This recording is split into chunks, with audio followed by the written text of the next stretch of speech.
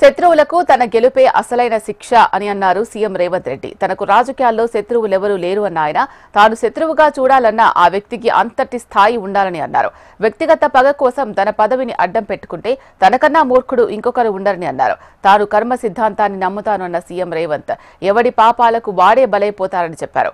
ప్రముఖ కవి అందశ్రీ ప్రచురించిన హసిత బాష్పాలు పుస్తకాన్ని తన చేతుల మీదుగా సీఎం రేవంత్ ఆవిష్కరించారు. చాలా మంది నీకు అధికారం వచ్చింది కదా, నిన్ను ఇబ్బంది పెట్టిన వాళ్ళని ఏదైనా చేయడానికి నీకు అవకాశం ఉంది కదా అంటే నేను చెప్పిన నేను ఎవరిని శత్రువులుగా చూడను.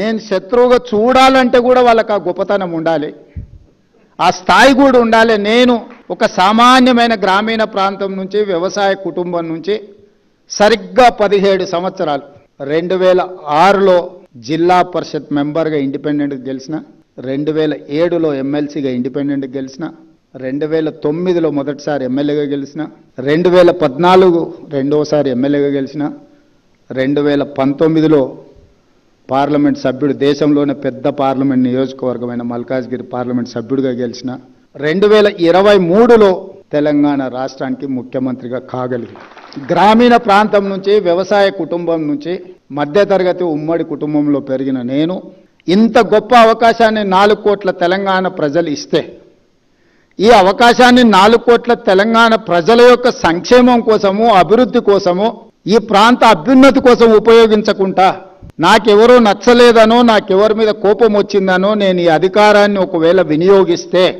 నాకంటే మూర్ఖుడు ఇంకొకడు ఉండడు అని నేను భావిస్తున్నాను.